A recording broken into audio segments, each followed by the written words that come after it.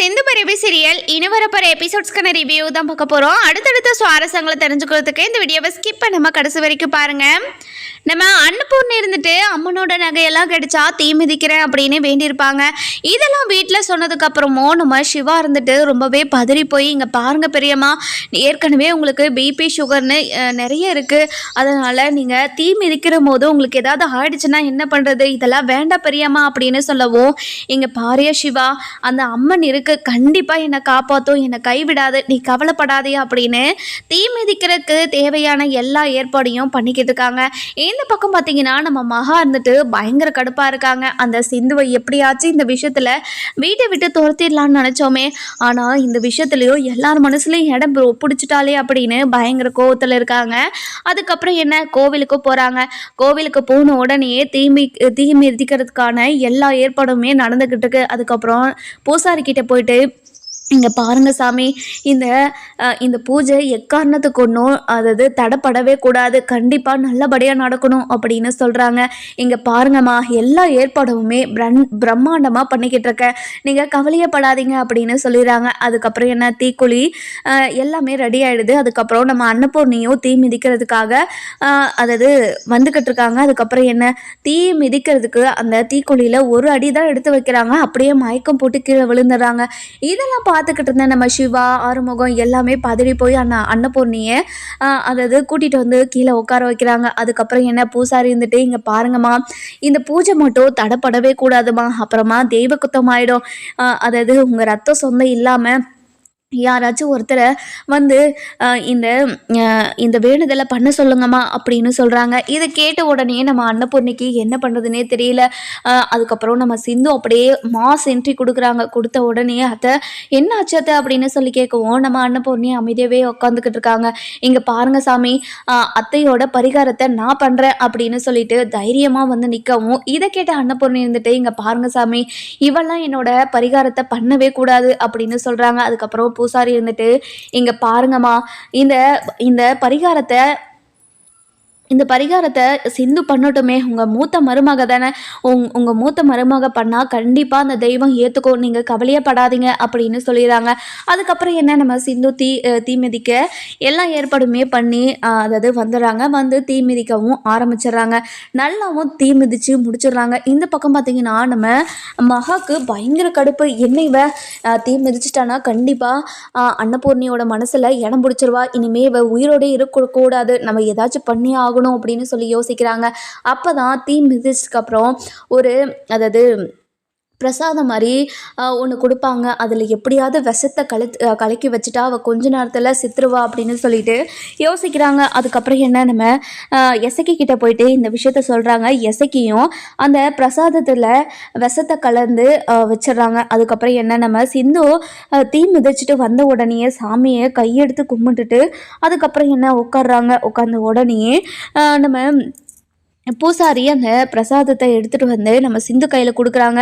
சிந்துவும் சாமி பிரசாதம் தான் அப்படின்னு நினச்சி சாப்பிட்றாங்க. ஆனால் அதுதான் தன்னோட உயிரே எடுக்க போகுதுன்னு தெரியாமல் நம்ம சிந்து சாப்பிட்டுக்கிட்டு இருக்காங்க. சாப்பிட்ட கொஞ்ச நேரத்திலேயே அவங்க ரத்த வாந்தியாக எடுத்து அப்படியே மயக்கம் போட்டு கீழே விழுந்துடுறாங்க, உயிரும் போயிடுது. அதுக்கப்புறம் இதெல்லாம் பார்த்துக்கிட்டு இருந்த ஊர் மக்கள் எல்லாருமே அதாவது சிந்துவோட குடும்பத்துக்கிட்ட போயிட்டு, இங்கே பாருங்கள், சிந்து நல்லா தான் உட்காந்துக்கிட்டு இருந்தா, அதுக்கப்புறம் ஏதோ ரத்த வாந்தி மாதிரி எடுத்து அப்படியே மயக்கம் போட்டு கீழே விழுந்துட்டா அப்படின்னு அன்னபூர்ணிக்கிட்ட, சிவா கிட்ட, ஆறுமுகம், பைரவி அப்படின்னு எல்லார்கிட்டயும் சொல்லவும் எல்லாருமே பதறி போய் என்னென்னு போய் பார்க்குறாங்க. பார்த்த உடனே சிவாக்கு அப்படியே நெஞ்சே வெடிச்சிடுற மாதிரி ஆயிடுது.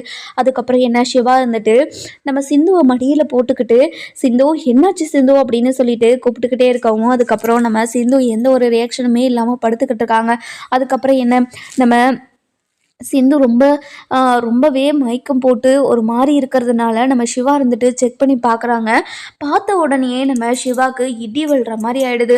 அதுக்கப்புறம் நம்ம அன்னபூர்ணி இருந்துட்டு, ஐயா சிவா என்ன ஆச்சு, ஹாஸ்பிட்டலுக்கு கூட்டிகிட்டு போகலாமாயா அப்படின்னு சொல்லி கேட்கவும், இங்கே பாருங்கள் பெரியம்மா, சிந்து இறந்துட்டா அப்படின்னு சொல்லிட்டு அழுதுகிட்டே சொல்லவும், இதை கேட்ட நம்ம ஆறுமுகத்துக்கு பயங்கரமாக ஷாக் ஆகிடுது. இங்கே பாரு சிவா, நீ ஒழுங்காக பாரு, நீ ஒழுங்காக செக் பண்ணியிருக்க மாட்டேன், நல்லா பாரு சிவா அப்படின்னு சொல்லவும், இங்கே பாருங்கண்ணே நான் நல்லா செக் பண்ணிட்டேன், சிந்து நம்மளை எல்லாரையும் விட்டுட்டு போயிட்டா அப்படின்னு சொல்லிட்டு பயங்கரமாக அழுதுகிட்டே பேசிக்கிட்டு இருக்காங்க. அதுக்கப்புறம் அன்னபூர்ணிக்கு அப்படியே மூச்சு நின்றுது. அதுக்கப்புறம் என்ன, அதுக்கப்புறம் நடந்த விஷயத்தெல்லாம் ஒவ்வொன்றா யோசிச்சு யோசிச்சு பார்க்குறாங்க. நம்ம குடும்பத்துக்காக ஒவ்வொரு விஷயத்தையும் பார்த்து பார்த்து பண்ணவன் இப்படி அநியாயமாக உயிர் போயிடுச்சு, அது கோவில் முன்னாடி. கடவுளே, என்ன இது இப்படி ஒரு சோதனையை கொடுத்துருக்க அப்படின்னு சொல்லிட்டு பயங்கரமாக மனசுக்குள்ளே வருத்தப்படவும், அதுக்கப்புறம் என்ன மனசு மாறி சிந்துவை போய் சிந்து மேலே சிந்து கிட்ட உட்காந்து, இங்கே பாரு சிந்து, உன் மேலே எனக்கு பயங்கர கோவம் இருந்தாலையும் இந்த குடும்பத்துக்காக நீ எல்லாமே நல்லது தான் பண்ணியிருக்க. நான் இல்லை நல்லா சொல்லலை, நீ சிவாவை மட்டும் ஏமாற்றி கல்யாணம் பண்ணாமல் இருந்திருந்தனா சிவாவோட வாழ்க்கையும் நல்லா இருந்திருக்கும், உன்னோட வாழ்க்கையும் நல்லா இருந்திருக்கும். நீ நல்ல பொண்ணு தான், நான் இல்லை நல்லா சொல்லலை. ஆனால் உன்னோட வாழ்க்கையிலே ஒரே ஒரு தப்பு பண்ணதுனால எல்லாரும் முன்னாடி நீ ஒரு தப்பானவளாக இருக்கே. இங்கே பாரு சிந்து, உன்னை நான் மன்னிச்சிட்டேன், முதல்ல எழுந்து வா அப்படின்னு சொல்லிட்டு நம்ம சிந்து கிட்ட நம்ம அன்னபூர்ணி பேசவும், இதெல்லாம் கேட்டுக்கிட்டு இருந்தேன் நம்ம மகா இருந்துட்டு பயங்கரமாக கோவப்படுறாங்க. அதுக்கப்புறம் என்ன, நம்ம அன்னபூர்ணி எவ்வளவோ சிந்துவை எழுப்பி பார்க்குறாங்க, ஆனால் சிந்து எதுக்குமே ரியாக்ஷன் இல்லை, அப்படியே படுத்த வாக்கிலே இருக்காங்க. நம்ம சிவா ஆம்புலன்ஸுக்கு கால் பண்ணியிருப்பார், ஆம்புலன்ஸும் வந்திருக்கோம். வந்த உடனே நம்ம சிந்துவை ஆம்புலன்ஸில் எடுத்து போட்டுக்கிட்டு ரொம்ப ஃபாஸ்ட்டாக ஹாஸ்பிட்டலுக்கு போகிறாங்க. போன உடனே ஹாஸ்பிட்டலில் சிபிஆர் அப்புறம் ஷாக் ட்ரீட்மெண்ட் சொல்லிட்டு என்னென்னமோ பண்ணி பார்க்குறாங்க. ஆனால் நம்ம சிந்துக்கு அதாவது இந்த ட்ரீட்மெண்ட்டெல்லாம் ஒர்க்கே ஆகலை, அவங்க ஏற்கனவே இறந்துட்டாங்க. அதுக்கப்புறம் என்ன, நம்ம சிவா ரொம்ப மனசு உடஞ்சி போய் வெளியே வராரு. வெளியே வந்த உடனே அன்னபூர்ணி, பைரவி, ஆறுமுகம் அப்படின்னு எல்லாருமே இங்கே பாரியா சிவா என்னையாச்சு, சிந்து எப்படியா இருக்கா அப்படின்னு சொல்லி கேட்கவும், இங்கே பாருங்க பெரியம்மா, சிந்து நம்மளை விட்டுட்டு போயிட்டா அப்படின்னு பயங்கரமாக அழுதுகிட்டே இருக்காங்க. அதுக்கப்புறம் என்ன, நம்ம அன்னபூர்ணி இருந்துட்டு, என்னையா சிவா சொல்கிற, நீ சொல்கிறதெல்லாம் உண்மையாயா, இங்கே பாரியா என்னால் நம்பவே முடியலையா, எப்படியா இப்படி ஒரு விஷயம் நடக்கும், கண்டிப்பாக இப்படி ஒரு விஷயம் நடக்கவே நடக்காது, இதெல்லாம் சும்மா தானே சொல்லிக்கிட்டு இருக்கேன் என்கிட்ட அப்படின்னு சொல்லி கேட்கவும், இங்கே பாருங்க பெரியம்மா, நான் எதுக்காக சும்மா பேசணும் சொல்லுங்கள் அப்படின்னு சொல்கிறாங்க. அதுக்கப்புறம் என்ன, ஹாஸ்பிட்டலில் இருக்கிற ப்ரொசீஜர் எல்லாத்தையும் முடிச்சுட்டு வீட்டுக்கு போகிறாங்க. வீட்டுக்கு கூட்டிட்டு போய் அதாவது சிந்துக்கு செய்ய வேண்டிய எல்லா சடங்குமே செஞ்சுக்கிட்டு இருக்காங்க. இந்த பக்கம் பார்த்தீங்கன்னா நம்ம அதாவது ஸ்னேகாவுக்கு பயங்கர சந்தோஷம். அதாவது தனக்கு போட்டியாக இருந்தவ இப்போது இறந்து போயிட்டா. இனிமேல் சிவாவை கல்யாணம் பண்ணிக்கிறத யாராலும் தடுக்க முடியாது, இனிமேல் நான் தான் சிவா கூட வாழ போகிறேன் அப்படின்னு தலகனை பிடிச்சிக்கிட்டு இங்கே ஒரு பைத்தியம் நினச்சிக்கிட்டு இருக்கு. ஆனால் சிவா கடைசி வரைக்கும் சிந்துவை நினச்சிக்கிட்டு தான் வாழ போகிறாருன்ற விஷயம் நம்ம ஸ்னேகாவுக்கு தெரியல. அப்படி ஒரு விஷயம் ஸ்னேகாவுக்கு தெரிஞ்சா எப்படி மனசொடைஞ்சு போவாளன்னு நாம் கொஞ்சம் காத்திருந்து பார்த்துப்போம். இன்னொரு பக்கம் பார்த்தீங்கன்னா நம்ம சிந்தோட அப்பாவும் அம்மாவுக்கும் இப்படி ஒரு விஷயம் தெரிஞ்சு ரொம்பவே பதறி போய் வீட்டுக்கு வராங்க. வீட்டுக்கு வந்த உடனே நம்ம சிந்து இருக்கிற நிலைமையை பார்த்துட்டு பயங்கரமாக அழுதுகிட்டே, ஐயோ சிந்து, உன் மேலே இருந்த கோவத்தில் நீ புள்ள இல்லைன்னு நாங்கள் சொன்னோம் தான், நாங்கள் இல்லைன்னெல்லாம் சொல்லலை, அதுக்காக நீ இப்படி இந்த நிலைமையில் இருக்கிற போது நாங்கள் பார்த்துட்டு அமைதியாக இருப்போமா, இங்கே பாரடி சிந்து, நான் உன்னை மன்னிச்சிட்டேன்டி, உன்னோட அம்மா நான் மன்னிச்சிட்டேன், எழுந்து வாடி, இங்கே பாருடி, என்னை பாருடி, அம்மாவை பாருடி அப்படின்னு சொல்லிட்டு பயங்கரமாக அழுதுகிட்டே இருக்காங்க. அதுக்கப்புறம் நம்ம சத்யராஜ் இருந்துட்டு அன்னபூர்ணிக்கிட்ட போயிட்டு, இங்கே பாருங்கள், என் பொண்ணு உங்களுக்கு ஆகாதவளே இருக்கட்டும், ஆனால் என் பொண்ணு இந்த நிலைமைக்கு ஆளாக்கிட்டீங்களே அப்படின்னு சத்யராஜ் நம்ம அன்னபூர்ணியை பார்த்து கேட்கவும், அன்னபூர்ணிக்கு அப்படியே இடியே விழுந்துருது. இங்கே பாருங்கண்ணே, நான் போய் இப்படி ஒரு விஷயத்த பண்ணுவேனா, இங்கே பாருங்கண்ணே, இப்படி ஒரு விஷயம் நடந்ததுக்கு நான் காரணம் கிடையாது, அது மட்டும் இல்லாமல் சிந்துக்கு எப்படி இப்படியெல்லாம் நடந்துச்சுன்னு சத்தியமாக எனக்கு புரியல. எல்லாத்தையும் கண்டுபிடிக்கிறதுக்கு தான் அவளோட டெஸ்ட் எல்லாத்தையும் கொடுத்துட்டு வந்திருக்கு. கண்டிப்பாக லேபில் இருந்து ரிசல்ட் வந்ததுக்கப்புறம் இது எதனால் நடந்துச்சு, இது யார் பண்ணாங்கன்னு கண்டுபிடிச்சி கண்டிப்பாக அவங்களுக்கு ஒரு தண்டனையை வாங்கி கொடுத்துருவோம். இங்கே பாருங்க அன்னபூர்ணி, நீங்கள் தண்டனையை வாங்கி கொடுத்துட்டா என் பொண்ணு திரும்ப எனக்கு கிடச்சிருவாளா, என் பொண்ணு இந்த ஊரே நல்லா இருக்கணும்னு நினைக்கிறவ, ஆனால் அவள் இப்படி நான் கிடக்கிறத பார்க்குறதுக்கு என்னால் பார்க்க முடியல, எனக்கு அவ்வளோ கஷ்டமாக இருக்குது அப்படின்னு பயங்கரமாக அழுதுகிட்டே இருக்காங்க. அதுக்கப்புறம் நம்ம சிந்து இருந்துட்டு தன்னோட வாழ்க்கையை முடிச்சுட்டு ஆவியாக வராங்க. ஆவியாக நம்ம சிவா பக்கத்தில் உட்காந்து, இங்கே பாரு டாக்டரே, அதாவது நான் சாகிற வரைக்கும் உன்னோட பொண்டாட்டியாக இருந்தால் சாகுவேன்னு உன்கிட்ட சொல்லியிருந்தேன் இல்லையா, அதே மாதிரி இப்போது நான் சாகுறப்பையும் உன்னோட பொண்டாட்டியாக தான் செத்துருக்கேன். எனக்கு எவ்வளோ சந்தோஷமாக இருக்குது தெரியுமா? இந்த சந்தோஷத்தை சொல்கிறதுக்கு அளவே கிடையாது. இருந்தாலும் எனக்காக நீ ஒரு விஷயத்துலையாவது என் பக்கம் நின்றுருந்தேன்னா நான் ரொம்ப சந்தோஷப்பட்டிருப்பேன். அது மட்டும் இல்லாமல் என்னோட ஆத்மாவும் திருப்தியாக சாந்தி அடைஞ்சிருக்கும். ஆனால் என்னோட ஆத்மா சாந்தி அடையாமல் இப்படி ஒரு இப்படியே அலைஞ்சிக்கிட்டு இருக்க நீ அப்படின்னு நம்ம சிந்து ஆவியாக வந்து நம்ம சிவா கிட்ட பேசிக்கிட்டு இருக்காங்க. ஆனால் நம்ம சிந்து பேசுறது சிவாக்கு கேட்காது தான். இருந்தாலையும் நம்ம சிந்து டாக்டர் கிட்ட பேசிக்கிட்டு தான் இருக்காங்க. இந்த பக்கம் பார்த்தீங்கன்னா நம்ம சாரதா இருந்துட்டு அன்னபூர்ணி கிட்ட போயிட்டு, இங்கே பாருங்கக்கா, எதுக்காகக்கா இப்படியெல்லாம் பண்ணீங்க? என் பொண்ணோட நிலமை பார்த்தீங்களா? நாங்கள் அவளை தலை முழுங்கிட்டு தான் போனோம். நாங்கள் இல்லைன்னெல்லாம் சொல்லலை. அதுக்காக அவளை நீங்கள் எல்லாரும் இப்படி கொடுமைப்படுத்தி சாவடிப்பீங்கன்னு சத்தியமாக நான் நினச்சி கூட பார்க்கல. உங்களுக்கு என்னக்கா இவ்வளோ இவ்வளோ பெரிய கேவலமான வன்மம் அப்படின்னு சொல்லி கேட்கவும், இங்கே பாரு சாரதா, எப்படி சாரதா உன்னால் கூட இப்படியெல்லாம் பேச முடியுது? நான் இது எல்லாத்தையும் பண்ணியிருப்பேன்னு நீ நம்புறியா? இங்கே பாருங்கக்கா, நீங்கள் தான் இது எல்லாத்தையும் பண்ணியிருப்பீங்கன்னு சத்தியமாக நான் நம்புகிறேன் அப்படின்னு சொல்லிடுறாங்க. இதை கேட்ட நம்ம அன்னபூர்ணிக்கு நெஞ்சே வெடிஞ்சிடுது. அதுக்கப்புறம் பைரவி இருந்துட்டு, இங்கே பாருங்கம்மா, அத்தையை பற்றி நீங்கள் தப்பாக பேசாதீங்க. அத்தை எப்படி இப்படியெல்லாம் பண்ணுவாங்க? இங்கே பாருங்கள், சிந்துவா தான் வந்து தீ மிதிக்கிறேன்னு சொன்னா. அதுக்கப்புறம் அவளுக்கு என்ன நடந்துச்சு ஏது நடந்துச்சுனால தெரியல. அந்த அம்மனுக்கு அவள் தீ மிதிச்சது பிடிக்காம கூட இருந்திருக்கலாம் இல்லையா, அதனால இப்படி ஆயிருக்கலாம் இல்லையா அப்படின்னு சொல்லவும், இங்கே பாருடி, அந்த இங்கே இருக்கிற யாருக்கு வேணாலும் சிந்துவை பிடிக்காம போகலாம். ஆனால் அந்த அம்மனுக்கு சிந்துவை ரொம்ப பிடிக்கும். தன்னோட மகளாக தான் அந்த அம்மன் நினச்சிக்கிட்டு இருக்காரு அப்படின்னு சொல்லி நம்ம சிந்துக்காக நம்ம அது சாரதா வந்துட்டு பேசிக்கிட்டு இருக்காங்க. அதுக்கப்புறம் ஊர்க்கார் எல்லாருமே நம்ம அன்னபூர்ணி தான் இது எல்லாத்துக்கும் காரணம், அன்னபூர்ணி தான் கொடுமைப்படுத்தி தன்னோட மருமகளை இந்த நிலைமைக்கு ஆளாக்கிட்டா அப்படின்னு ஒவ்வொருத்தரும் புறம் பேசுகிறத கேட்டுட்டு ரொம்பவே மனசு வருத்தப்படுறாங்க. அதுக்கப்புறம் சிவா இருந்துட்டு நம்ம அன்னபூர்ணி கிட்டே போயிட்டு, இங்கே பாருங்கள் பெரியம்மா, நீங்கள் மட்டும் சிந்துவை மன்னிச்சு ஏற்றுக்கிட்டு இருந்தீங்கன்னா இப்படி ஒரு பிரச்சனை வந்திருக்காது இல்லை பெரியம்மா. ஏன் பெரியம்மா சிந்துக்கு இப்படி ஒரு நிலைமை ஆகிறதுக்கு நீங்கள் காரணமாயிட்டீங்க? நீங்கள் இப்படி ஒரு காரணமாக இருப்பீங்கன்னு சத்தியமாக நான் எதிர்பார்க்கவே இல்லை பெரியம்மா. எனக்கு எவ்வளோ கஷ்டமாக இருக்குது தெரியுமா? இந்த கஷ்டத்தை சொல்கிறதுக்கு அளவே கிடையாது, அவ்வளோ கஷ்டமாக இருக்கேன் அப்படின்னு பயங்கர வருத்தத்தோடு பேசிக்கிட்டு இருக்கவும், இதெல்லாம் கேட்டுக்கிட்டு இருந்தேன் நம்ம அது அன்னபூர்ணி இருந்துட்டு, இங்கே பாரியா சிவா, ஊர்க்காரங்க, ஊரில் உள்ளவங்க, உன்னோட மாமனார் மாமியார் அப்படின்னு எல்லாருமே என்னை பற்றி புரியாமல் பேசிக்கிட்டு இருக்காங்க. ஆனால் நீயும் என்னை புரிஞ்சுக்காமல் பேசிக்கிட்டு இருக்கே. இங்கே பாருங்கள் பெரியம்மா, நீங்கள் என்னைக்காவது என் மனசில் இருக்கிறத புரிஞ்சுக்கிட்டு இருந்தீங்களா?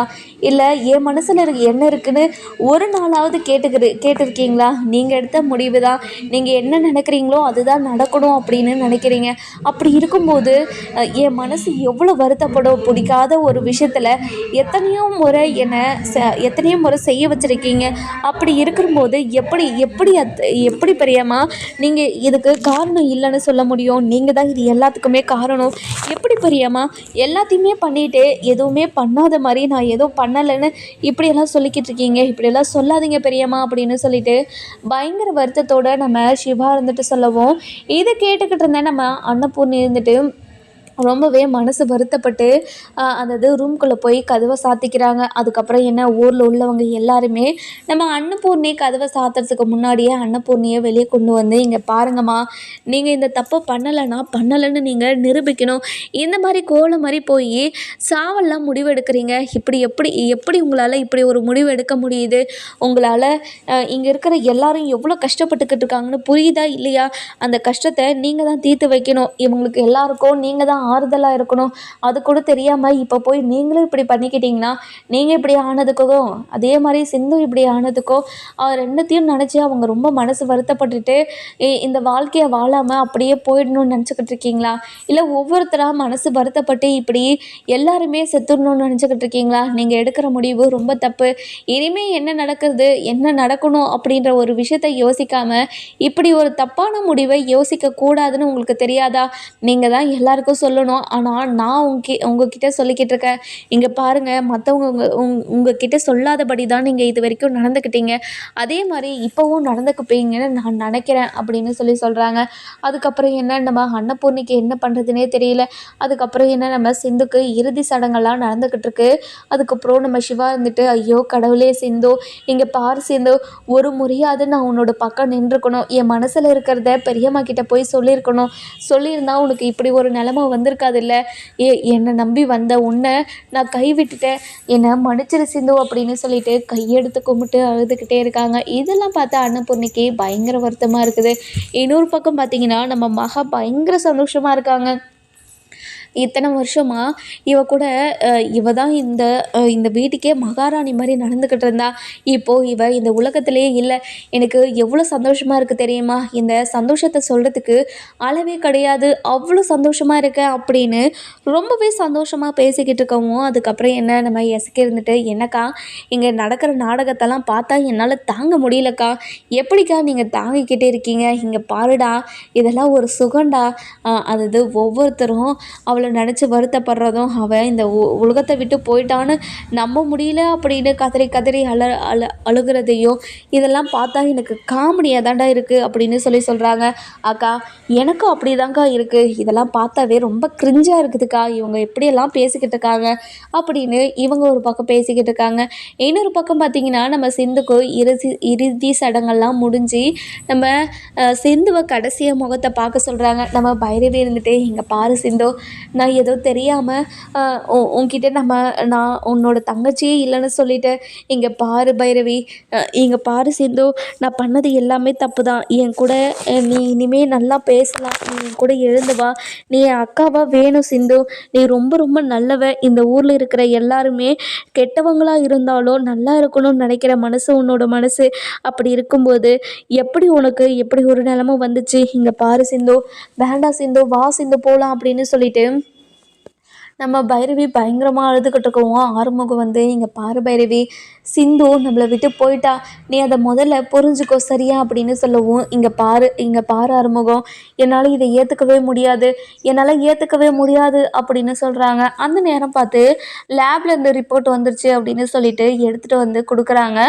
கொடுத்த உடனே நம்ம சிவா இருந்துட்டு அந்த ரிப்போர்ட்டில் என்ன தான் இருக்குன்னு பதறி போய் அப்படியே எடுத்து படித்து பார்க்குறாரு. படித்து பார்த்த உடனேயே பயங்கரமாக ஷாக் ஆகிடுது. அவங்க சாப்பிட்ட சாப்பாட்டில் விஷத்தை கலந்துருக்காங்க அப்படின்ற ஒரு ரிப்போர்ட்டு தான் வந்திருக்கு. வந்த உடனே பயங்கரமாக ஷாக் ஆகிறாங்க. சிந்து என்ன சாப்பிட்டா அப்படின்னு யோசிச்சு பார்க்கவும் அப்போ தான் ஞாபகத்துக்கு வருது. அதாவது அது தீ மிதிச்சதுக்கப்புறமா பூசாரி ஒரு பிரசாதத்தை எடுத்துகிட்டு வந்து கொடுத்தாரு இல்லையா, அந்த பிரசாதத்தை சாப்பிட்டதுக்கப்புறம் தான் இப்படியெல்லாம் நடந்திருக்கு அப்படின்னு யோசிக்கிறாரு. அதுக்கப்புறம் என்ன, நம்ம அன்னபூர்ணிக்கிட்ட போயிட்டு, இங்கே பாருங்கள் பிரியம்மா, சிந்துவை யாரோ பிளான் பண்ணி சாவடிச்சிருக்காங்க. அது மட்டும் இல்லாமல் சிந்து சாப்பிட்ற பிரசாதத்தில் விஷத்தை கலந்துருக்காங்க. விஷத்தை கலந்ததுனால தான் சிந்துக்கும் இப்படியெல்லாம் ஆயிடுச்சு அப்படின்னு அழுதுகிட்டே சொல்லவும், என்ன சிவா சொல்கிற நீ சொல்கிறத எல்லாமே உண்மையா? இங்கே பாரு சிவா, இப்படி பண்ணவங்களை நம்ம சும்மாவே விடவே கூடாது. எப்படி மனசாட்சியே இல்லாமல் இப்படியெல்லாம் பேசிக்கிட்டு இருக்காங்க? இப்படி பேசுறதுக்கு அவங்களுக்கு மனசுன்னு ஒன்று இல்லவே இல்லையா அப்படின்னு பயங்கரமாக கோபத்துலேயும் ஆவேசத்துலேயும் பேசிக்கிட்டு இருக்கவும், அதுக்கப்புறம் நம்ம அதாவது சஞ்சயை வீட்டுக்கு வர வைக்கிறாங்க. வர வச்ச உடனே நம்ம சிவா இருந்துட்டு சஞ்சய் கிட்ட நடந்த விஷயத்தெல்லாம் சொல்லி, இங்கே பாருங்கள் சஞ்சய், இதை எப்படியாவது யார் கண்டுபிடிச்சதுன்னு நீங்கள் தான் கூடிய சீக்கிரத்தில் விசாரித்து சொல்லணும். நீங்கள் சொல்லிட்டா போதும். கண்டிப்பாக என் சிந்துவை இந்த நிலைமைக்கு ஆளாக்கினவங்களை நான் சும்மாவே விடமாட்டேன் அப்படின்னு சொல்கிறாங்க.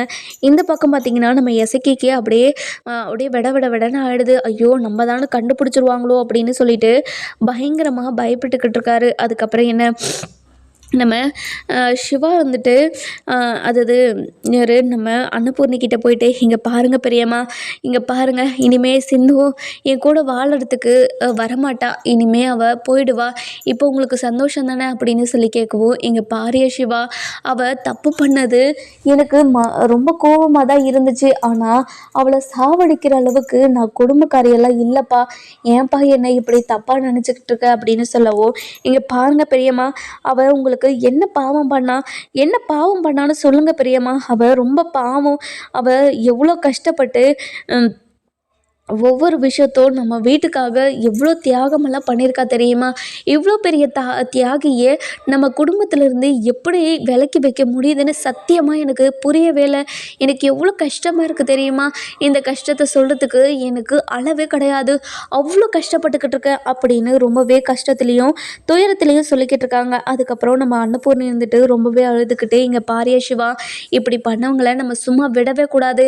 ஏதாச்சும் பண்ணியே ஆகணும்னு" சொல்லிட்டு சொல்றாங்க. அதுக்கப்புறம் என்ன நம்ம சஞ்சய் இருந்துட்டு கோவிலில் ஃபுல்லாக எப்படி சிசிடிவி கேமரா இருக்கா அப்படின்னு சொல்லிட்டு கேட்குறாங்க. சிசிடிவி கேமரா இருக்குது அப்படின்னு சொல்லிடுறாங்க. இது தெரியாமல் நம்ம மகாவும் அதுக்கப்புறம் நம்ம எசக்கி இந்த வேலையை பண்ணி வச்சுருக்காங்க. அதுக்கப்புறம் அதாவது சஞ்சய் இருந்துட்டு வீட்டுக்கு வராங்க. வீட்டுக்கு வந்த உடனே நம்ம அன்னபூர்ணிக்கிட்டேயும் வீட்டில் இருக்கிற எல்லார்கிட்டேயும், "இங்கே பாருங்கம்மா, நீங்கள் கவலையே படாதீங்க. அதாவது கோவிலில் நடந்தது என்னென்ன விஷயம்னு சொல்லிட்டு எல்லா விஷயத்தையும் இந்த பென்ட்ராவில் நான் எடுத்துகிட்டு வந்திருக்கேன். கோவிலில் யாருமே சிசிடிவி கேமரா இல்லைன்னு தான் நினச்சிக்கிட்டு இருக்காங்க.